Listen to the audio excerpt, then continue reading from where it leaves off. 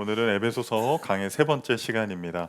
누가 나를 붙드는가, 누가 나를 붙드는가 라는 제목으로 하나님의 말씀을 드리도록 하겠습니다.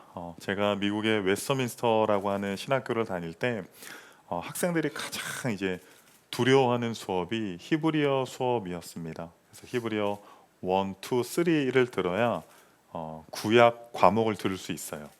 뭐 이사야서라든가 뭐 호세아서라든가 그냥 뭐 창세기라든가 그냥 듣는 게 아니라 이 히브리어 1, 2, 3를 패스한 학생들만 들을 수 있습니다. 헬라어도 사실은 마찬가지고 신약 과목도 마찬가지였습니다. 근데 히브리어 1, 2, 3 중에 2가 제일 어려워요. 2까지만 패스를 하면 3를 패스를 못하는 학생은 없습니다. 그래서 저도 이제 친구들이랑 같이 열심히 공부해서 1도 패스하고 2에 딱 들어갔는데 이 2부터는요 한국 신학교에서 가르치지 않는 내용들이 나와요. 그러니까 1까지는 저도 어렴풋이 다 공부한 내용인데 2부터는 거의 처음부터 처음 보는 것들이었습니다. 너무 어려워서 내가 이거를 패스할 수 있을까 없을까 너무나도 고민이 됐어요. 아니 뭐 다음 학기에 또 들으면 되죠. 근데 그게 아니라 이거를 패스를 못하면 구약 과목을 못 들어서 졸업이 1년이나 늦어지는 거예요. 그럼 1년 동안 들어가는 학비가 또 들어가죠. 생활비가 또 들어가죠. 그러니까 거의 그냥 이제 목숨 걸고 하는 건데 너무 어려우니까 와, 내가 이거 할 수 있을까 할 수 있을까 고민을 되게 많이 했어요. 그런데 같은 반 클래스에 미국 백인 친구가 있었거든요. 딱 안경을 써도 딱 봐도 공부 잘하게 생긴 애 있잖아요. 그리고 실제로 잘했습니다. 시험도 잘 보고 또 앞에 나가서 발표도 잘하고. 근데 그 친구가 중간고사 끝나고 드랍을 했어요. 중간고사 끝나고 드랍했다라는 건 뭐냐면 나는 끝까지 이 수업을 듣고 패스할 수 없어 라는 거를 자기가 이제 교수님에게 얘기한 거예요. 그리고 교수님도 이야기합니다. 그리고 심지어 교수님이 어떤 학생들한테는 얘기해요. 너 이대로 가면 패스 못해. 차라리 지금 드랍해 라고 이야기를 하거든요. 그런데 누가 봐도 우등생이라고 생각했던 그 친구가 드랍을 한 거예요. 그때요 제가 정말 많이 멘탈이 흔들렸어요. 새벽 4, 5시에 일어나서 공부해도 와, 그 친구도 중간에 드랍을 했는데 내가 마지막까지 할 수 있을까? 막 떨렸다라는 거예요. 물론 저는 은혜 가운데 패스를 했습니다. 할렐루야. 네. 여러분 우리가 신앙생활을 하다 보면 그런 경우가 있지 않아요? 내가 봐도 저 사람은 나보다 신앙이 좋고 나보다 찬송도 참 뜨겁게 하고 기도도 열심히 하고 막 헌신도 열심히 하는데 어느덧 교회에서 안 보여. 그런데 교회에서만 안 보이는 게 아니라 소문을 들으니까 교회 바깥을 나가서도 신앙생활을 안 하고 믿음 생활을 안 하고 하나님을 떠난 사람처럼 산다라는 이야기를 들을 때 순간 섬뜩해요. 와, 나보다 열심히 기도했던 분인데 나보다 열심히 신앙생활했던 분인데 나도 언젠가 저렇게 되겠지. 내가 이 믿음을 지켜낼 수 있을까라고 하는 의심이 들 때가 있습니다. 그런데 그런 의심이 드는 분들 혹시 여러분들 있습니까? 이 믿음을, 이 신앙을 내가 과연 끝까지 지킬 수 있을까? 이런 의심이 드는 분들 있습니까? 사도 바울이 오늘 본문을 통해서 이렇게 말하는 거예요. 한 문장으로 하면 쓸데없는 생각하지 마라. 그런 쓸데없는 생각하지 마라. 같이 한번 해봐요. 이제 쓸데에 이게 힘을 줘야 돼요. 그런 쓸데없는 생각하지 말라는 거예요. 그런 생각일랑 하지 말라는 거예요. 어떻게 사도 바울이 말을 했는지 그런 쓸데없는 생각들이 오늘 본문을 통해서 어떻게 우리 가운데 전부 다 사라지는지 제가 3가지로 설명을 드리도록 하겠습니다. 첫 번째는 무엇입니까? 값은 이미 치러졌습니다. 우리 7절 읽어보겠습니다. 우리는 그리스도 안에서 그의 은혜의 풍성함을 따라 그의 피로 말미암아 속량 곧 죄사함을 받았느니라. 이 속량이라고 하는 단어가 중요합니다. 우리가 뭐 이렇게 평상시에 자주 쓰는 단어는 아니에요. 그런데 이 단어를 알기 위해서는요, 당시 사회, 특히 로마 사회가 어떠한 사회였는지 알아야 합니다. 노예 제도가 있는 사회였죠. 그래서요, 로마시에요, 노예 비율이 가장 많았을 때는요, 30%가 넘었대요. 그러니까 길거리를 돌아다니다가요, 마주치는 사람의 3명 중에 1명은 노예였다라는 거예요. 지금 에베소라고 하는 도시에 사도 바울이 편지를 보내는 거죠. 로마의 식민지였습니다. 아시아에서 로마 제국의 도시 중에 가장 큰 도시였습니다. 이 에베소도 마찬가지였어요. 그 안에 4명 중에 1명, 5명 중에 1명은 노예였습니다. 우리 시장에 가면 물건들도 있고 거기에 가격표들도 이렇게 붙여 있잖아요. 그러면 돈을 주고 뭐 카드를 긁고 사지 않습니까? 그러니까 에베소 사람들은요, 시장에 가면 누가 있어요? 노예들이 있는 거예요. 노예들이 여기 어깨에다가 팻말을 걸고 이름, 나이, 출신 뭐 이런 것들을 해놓고 사람들이 그 노예를 매매를 하는 겁니다. 그런데 그 노예가 자유인이 될 수 있는 단 한 가지 방법이 있었어요. 누군가가 그 노예를 돈 주고 사서 풀어주면 됩니다. 주인이요, 그 노예를 사서 자유인으로 풀어주는 거를 로마 사람들은 마누스 미시오라고 했어요. 마누스 미시오. 이게 합성어입니다. 마누스는 주인의 손이라는 뜻이에요. 미시오는 보내다라는 거예요. 주인의 손에서 보내지다. 그러니까 돈을 주고 노예를 샀는데 일을 시키려고 했던 거잖아요. 그런데 뭐 내 목숨을 구한다거나 우리 가정에 어떤 일에 공을 세운다거나 뭐 전쟁에서 그런 현격한 공을 세운다거나 어떤 그런 게 있잖아요. 그러면 이 주인이 이 노예를 자유인으로 풀어주고 로마 시민권까지 얻게 해준다라는 거예요. 그게 속량이라는 거예요. 그게 속량. 우리는 원래 죄의 종노릇하는 자들이었어요. 죄의 종노릇하는 자들. 그 죄의 종노릇해서 그 죄로 말미암아 심판받을 수밖에 없는 우리를 위해서 그리스도께서 보혈의 피로 우리의 모든 죄를 깨끗하게 하셨습니다. 그래서 7절에 보면요, 속량 다음에 나오는 단어가요, 속량 곧 죄사함을 받았다라는 거예요. 속량은 죄사함을 받았다라는 거예요. 성경에서는 이 죄와 죄를요, 빚의 비유를 많이 해요. 예수님께서도 이걸 어떻게 비유를 하셨냐면 1만 달란트 빚진 자가 있었어요. 1만 달란트. 뭐 평생 노동을 해서 이거 갚을 수 없는 돈이에요. 그래서 막 사정을 좀 봐달라고 하니까 그 주인이 너를 팔고 네 아내를 팔고 네 자식을 팔고 모든 것을 팔아서라도 갚아라. 못 갚으면 너는 노예가 되는 거야. 너만 노예가 되는 게 아니라 니네 가족 모두 다 노예가 되는 거야. 그런 의미 아니겠습니까? 그런데 이야기를 들으니까 사정이 딱한 거예요. 그래서 주인이 그 사람의 빚을 탕감해 줬다라는 표현이에요. 탕감해 줬다. 그 헬라어가 죄사함을 받았더라는 단어와 똑같다라는 거예요. 이미 주님께서는요, 그리스도의 보혈의 피값으로 말미암아 우리의 그 죄의 문서를요 전부 다 찢어버리시고 십자가의 못 박음으로 말미암아 그 모든 죄의 문서를 삭제하신 줄 여러분 믿으시기 바랍니다. 그래서 골로새서 2장 14절에 이런 말씀이 있습니다. 우리를 거스르고 불리하게 하는 법조문으로 쓴 증서를 지우시고 제하여 버리사 십자가에 못 박으시고. 네, 법조문으로 된 그 증서, 그 죄의 증서, 사탄은 그 증서 들고 어떻게 해요? 야, 너 이런 죄 졌잖아. 하나님이 너 좋아하실 것 같아? 너 그렇게 은혜 받고 나서도 그런 죄 졌지. 너 과거 이런 죄 졌지. 그 죄로 말미암아 계속 우리를요 고발하는 거예요. 야, 네가 예배를 가? 참, 야, 신기하다, 신기해. 놀랍다. 네가 한 주간 지은 죄를 생각해봐라. 너 같은 위선자가 어디 있냐? 라고 이야기를 하는 거예요.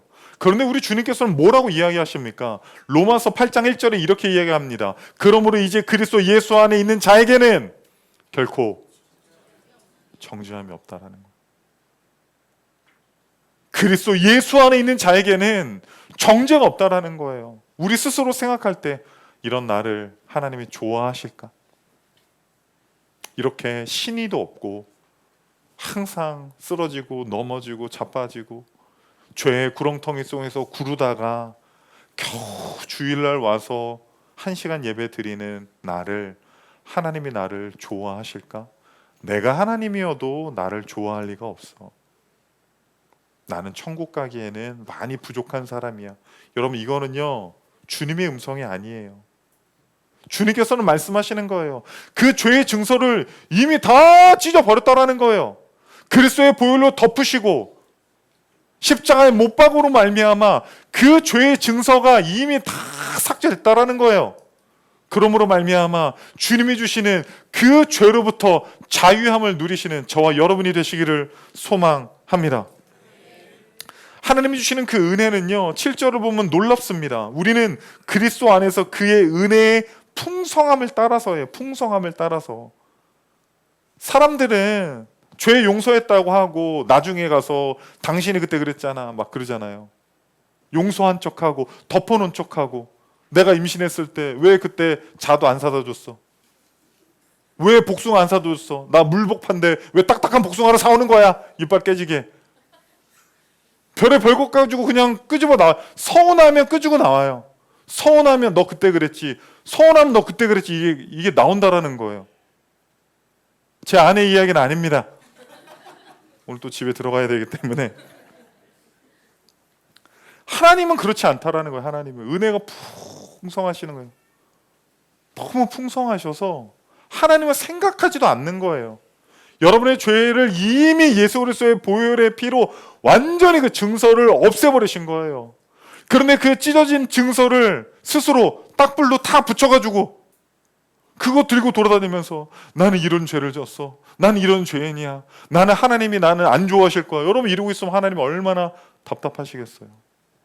이미 그리스도의 보혈의 피로 완전히 죄사함을 받으신 줄 여러분 믿으시기 바랍니다. 두 번째는 비밀은 이미 열렸습니다. 여러분 이대지가 정말 중요합니다. 비밀이 이미 열렸다라는 거. 이대지에서는요, 세 가지 단어만 머릿속에 넣읍시다. 비밀, 통일, 기업. 비밀, 통일, 기업. 이게 중요해요. 뭐가 비밀이었냐면 우리 9절부터 10절 한번 읽어보겠습니다. 그 뜻의 비밀을 우리에게 알리신 것이요 그의 기뻐하심을 따라 그리스도 안에서 때가 찬 경륜을 위하여 예정하신 것이니 하늘에 있는 것이나 땅에 있는 것이 다 그리스도 안에서 통일되게 하려 하심이라. 성경에서 비밀은요, 하나님이 덮어놓으신 비밀은 인간이 아무리 애를 쓴다고 해서 그 비밀을 알래야 알 수가 없습니다. 그런데 오랫동안 감추어져 있었던 비밀은 무엇이냐면 죄로 말미암아 파괴된 이 세상을, 하나님과의 관계가 끊어진 인간들을 도대체 하나님께서는 어떻게 구원하실까, 이게 비밀이었어요. 그래서 이제 구약의 선지자들은요, 이 비밀을 어떻게 보았냐면, 우리는 명확히 보았지만 구약의 선지자들은 이렇게 보았습니다. 여러분, 안개가 자욱한데 저 멀리 높은 산이 있어요. 그래서 명확하게 그 안에 속속들이 나무와 뭐가 이 길이 어떻게 나 있는지는 모르지만 어렴풋이 형태가 보이죠. 구약의 선지자들이 비밀을 이렇게 봤다라는 거예요. 완전히 못 본 게 아니라 안개가 좀 이렇게 자욱하고 거기에 뭔가 이렇게 산의 형태를 그렇게 본 거예요, 그 비밀을. 근데 우리는 비밀이 이미 열려진 거예요. 주님께서 우리를 어떻게 구원하시냐면, 온 우주 만물을 어떻게 구원하시냐면 예수 그리스도를 통해서, 그 십자가를 통해서 우리를 구원하시겠다라는 거예요. 그런데 그 구원은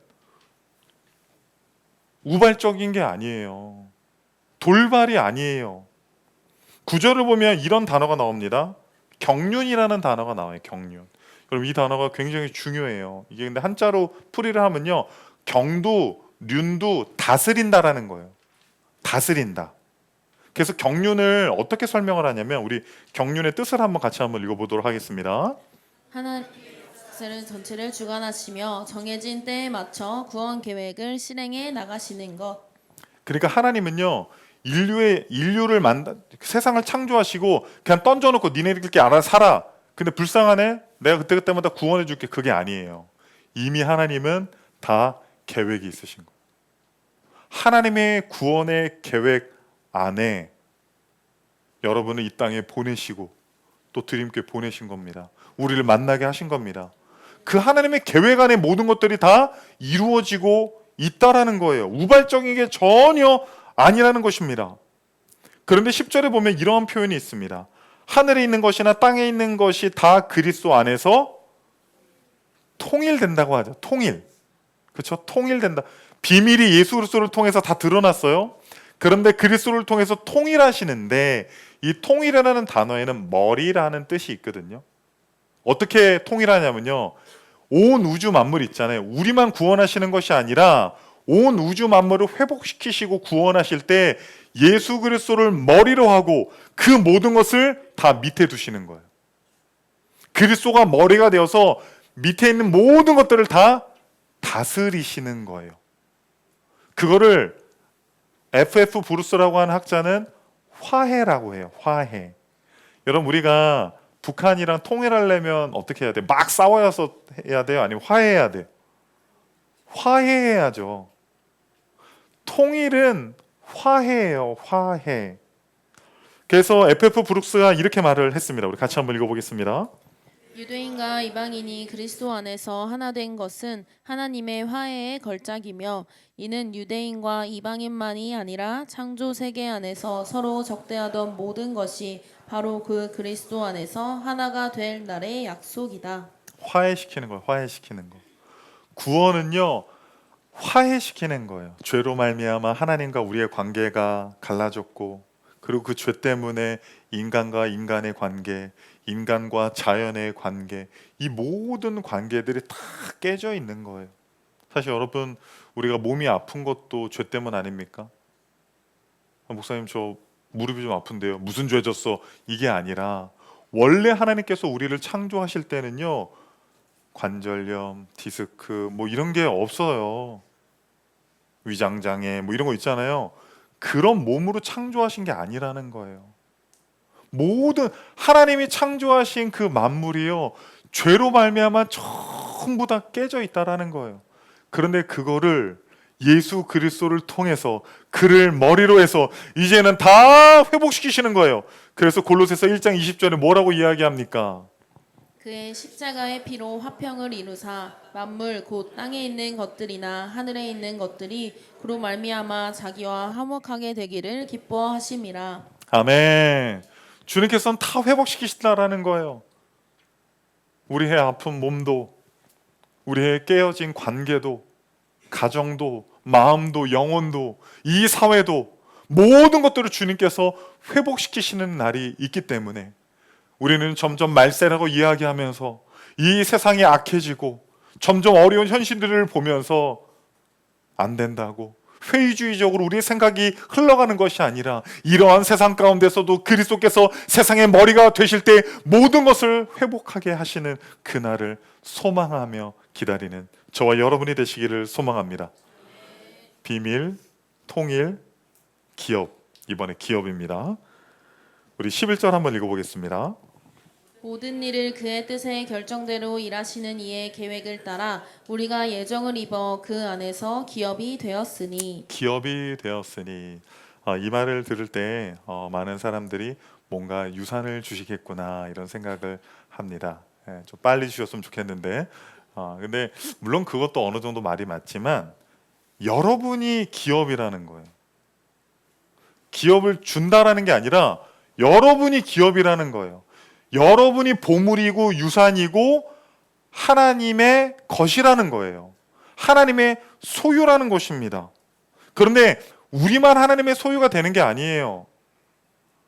주님께서 이 땅에 다시 오시는 그날에 교회만 딱 예수 믿는 사람들만 우주선에 타가지고 다 이렇게 올라가, 예수님이랑 같이 올라갈 때 지구는 막 불타고 막 그런 게 아니라는 거예요.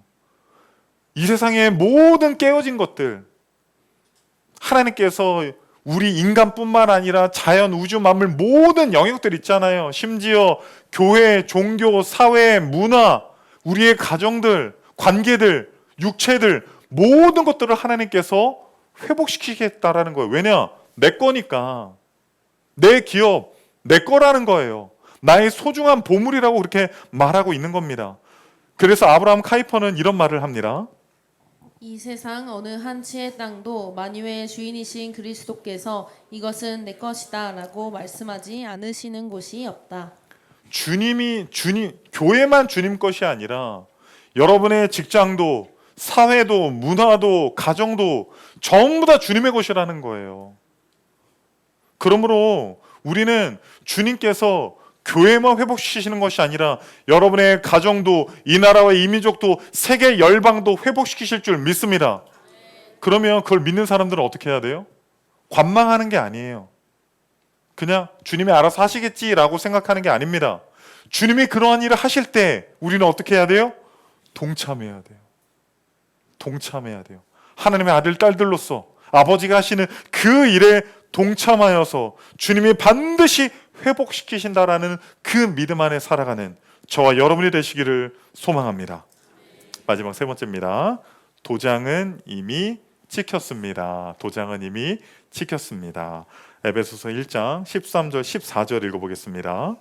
그 안에서 너희도 진리의 말씀 곧 너희의 구원의 복음을 듣고 그 안에서 또한 믿어 약속의 성령으로 인치심을 받았으니 이는 우리 기업의 보증이 되사 그 얻으신 것을 속량하시고 그의 영광을 찬송하게 하려 하심이라. 여기서 이제 먼저 중요한 거는요. 13절에 어떻게 되어 있습니까?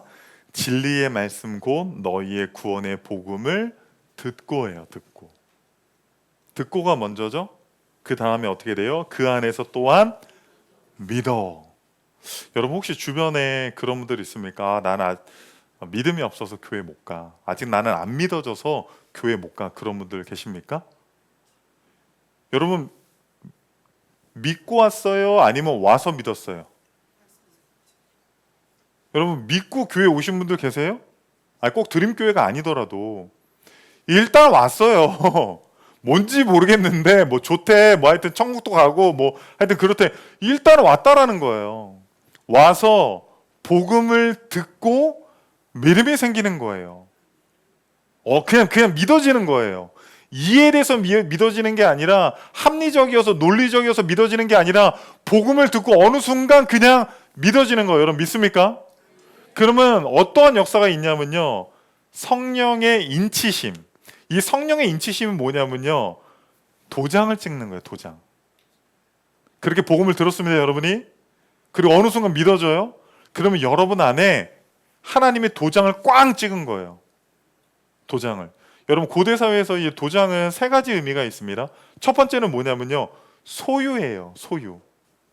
이제 목자들이 가축들을 데리고 뭐 물도 먹이러 가고 또 이제 풀도 먹이러 가잖아요. 그러다 보면 김 사장님네 가축들이랑 막 섞이죠. 그러면 야 이거 네 거네 내 거네 야 얘 왼다리 휜 거 보니까 내 거다 막 이렇게 그렇게 안 한다라는 거예요. 이미 내 가축에는 뭐가 찍혀 있어요? 도장이 찍혀 있어요. 내 이름의 첫 단어 혹은 우리 가문의 문양 있잖아요. 그게 이미 찍혀져 있는 거예요. 그래서 김 사장이랑 박 사장이랑 같이 막 어울리다가 가축끼리도 막 섞여요. 그런데 네 거 내 거 할 필요 없어요. 딱 보면 내 거, 이건 내 거. 도장이 찍혀 있다라는 거는 뭐예요? 소유를 뜻한다라는 거예요. 여러분 안에 성령의 도장을 찍혔다라는 건 여러분 누구의 소유라는 거예요? 넌 내 거야. 넌 내 거야. 너는 하나님의 소유야. 너는 내 기업이야. 그렇게 말씀하고 있는 거예요. 도장의 두 번째 역할은 무엇입니까? 의미는 확정입니다. 확정. 고대 사회에서 임금이 왕이 어떤 문서에 옥새를 쾅 찍었습니다. 그럼 그 문서는 어떠한 권위를 가져요?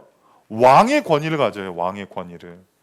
심지어 왕도 그거를 변개할 수 없어요. 바꿀 수가 없습니다. 왕의 권위 이미 찍는 순간 확정이거든요. 확정.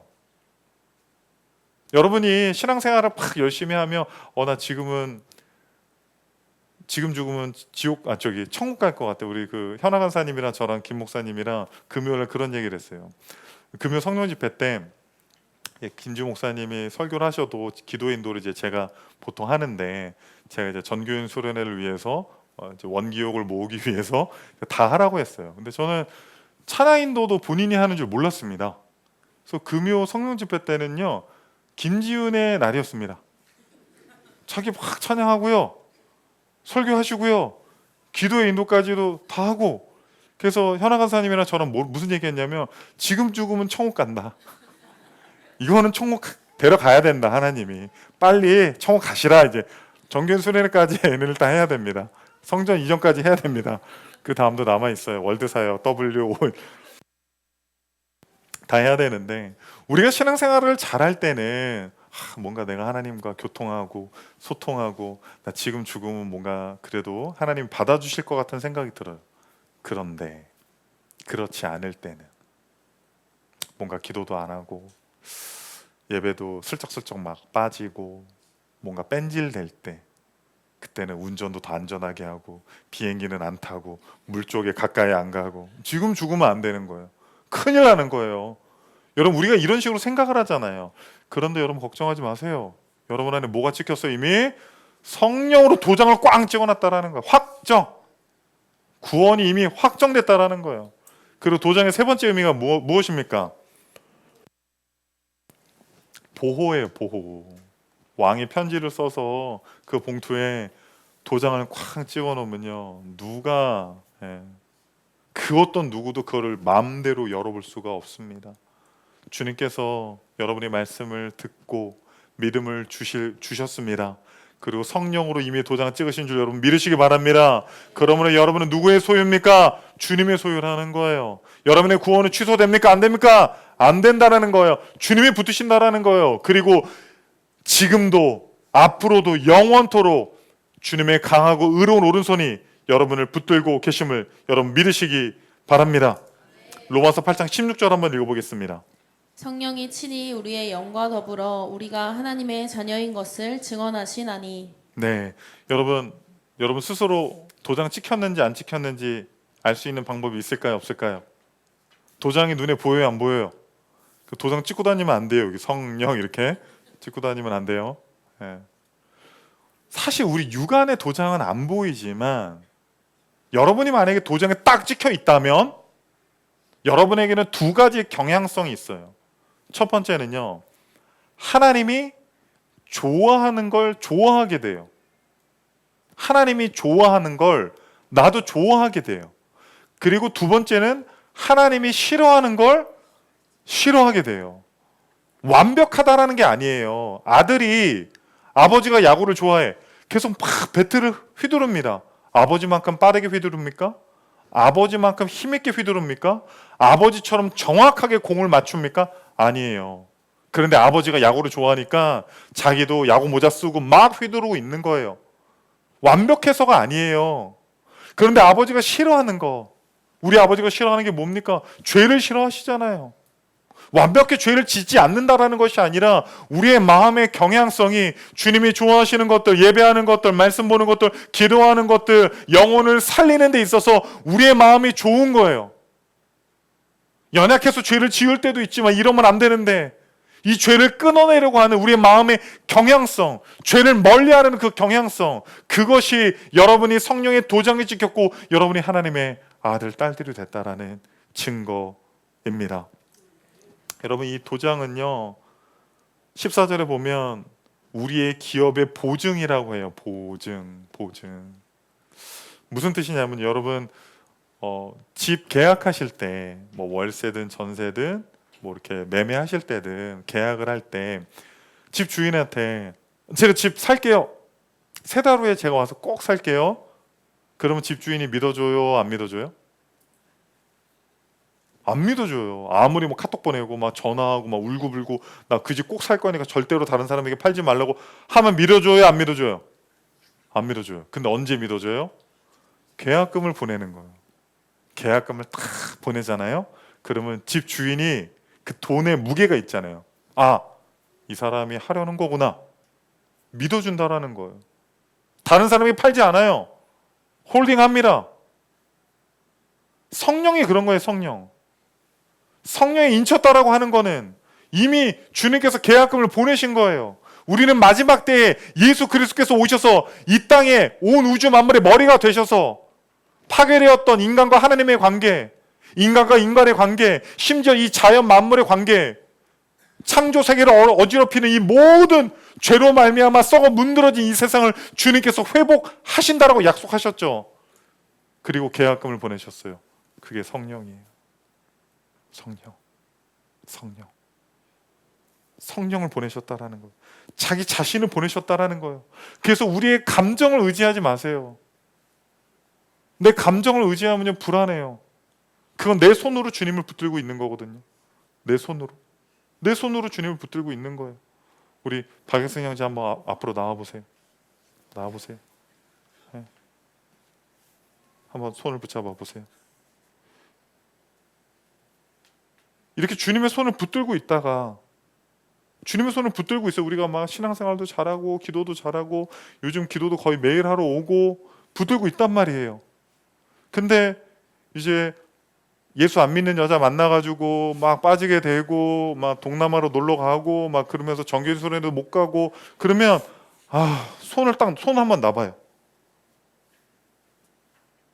본인이 손을 놓는다고 해서 이게 놓아지는 게 아니라는 거예요. 주님이 붙들고 있다라는 거예요. 들어가세요. 고마워요. 미리 얘기를 안 했는데 여러분, 어린아이가 절벽길을 걷고 있습니다. 불안하니까 아빠를 꼭 붙들고 있겠죠. 꼭 붙들고 있겠죠. 그럼 이 아이가 어떻게 하면 절벽으로 안 떨어질까요?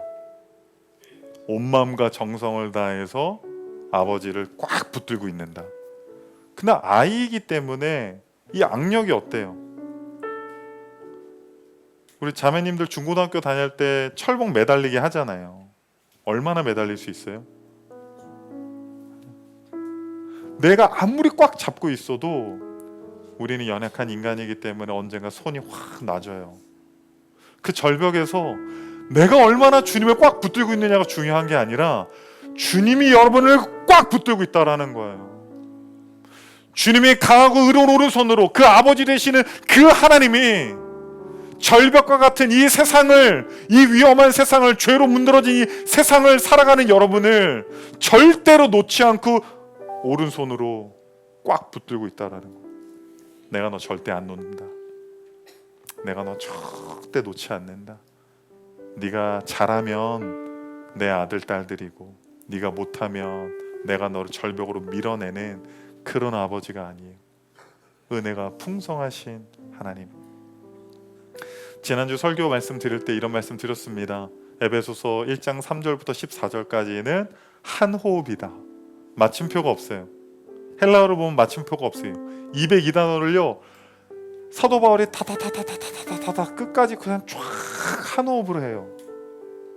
지난주에 말씀드렸던 하나님 아버지의 사랑은 뭐였어요? 창세전에 우리를 선택했다라는 거예요. 지금 우리의 모습을 보고 선택하시면 선택할까요? 안 할까요? 하는 사람도 있겠지만 내가 하나님이어도 나 선택 안 해 이런 사람들도 있겠죠. 근데 하나님은 이미 여러분이 이 땅에 태어나기도 전에 창세전에, 아니 온 우주 만물이 만들어지기도 전에 주님께서 우리를 선택하셨습니다. 여러분 믿으십니까? 죄로 말미암아 심판받아 죽을 수밖에 없어요. 사탄은 우리를 계속 정죄합니다. 너 죄졌지, 너 이렇게 했지, 넌 지옥에 갈 수밖에 없어, 하나님이 너 싫어해, 그렇게 말하고 있는데 어떻게 해요? 예수님이 이미 그리스도의 보혈의 피로, 십자가의 피로 그 죄의 증서를 전부 다 갈기갈기 찢어버리시고 십자가에 탕탕탕 못 박아서 죄 없음, 죄값을 다 치르셨다라는 거예요. 그리고 누구를 보내주세요? 성령님, 계약금을 탁 보내는 거예요. 지금 경륜, 하나님의 구원 계획에서 지금 당장 예수님이 오실 때는 아니잖아요. 그럼 우리는 불안하잖아요. 언제 하나님이 취소할 줄 모른단 말이에요. 하나님이 나 좀 기도 안 한다고, 나 막 주일도 조금 빠진다고, 나 봉사도 안 한다고, 나 정기인 수련회 신청도 안 했다고 주님 나 이렇게 그 생명책에서 지워버리시는 거 불안할 때가 있단 말이에요. 그때마다 불안해하지 말아라. 믿어라. 내가 계약금 보냈잖아. 돈이 아니라 자기 자신을 보내주셨잖아요. 자기 자신을 우리 안에 보내주셔서 우리 안에 함께 거하시면서 불안해하고 있는 우리의 등을 두드려주고 눈물을 흘리고 있는 우리의 눈물을 닦아주시고, 불안해하지 말아라. 너는 내 것이다. 너는 내 기업이고 너는 내 보물이고 너는 내 자녀다. 사망에서 건진 너는 내 자녀다. 주님이 그렇게 말씀하고 있습니다. 그럼 여러분, 이 구원을 생각할 때 우리 어떻게 살아야 됩니까? 에베소서 1장 3절 어떻게 시작합니까? 찬송하리로다. 이 긴 구원의 연설문의 14절 마지막 사도 바울은 어떻게 끝내고 있습니까? 우리 14절 읽어보겠습니다. 이는 우리 기업의 보증이 되사 그 얻으신 것을 속량하시고 그의 영광을 찬송하게 하려 하심이라. 그의 영광을 찬송하게 하려 하심입니다. 우리는 찬송하면 돼요. 기뻐하면 돼요.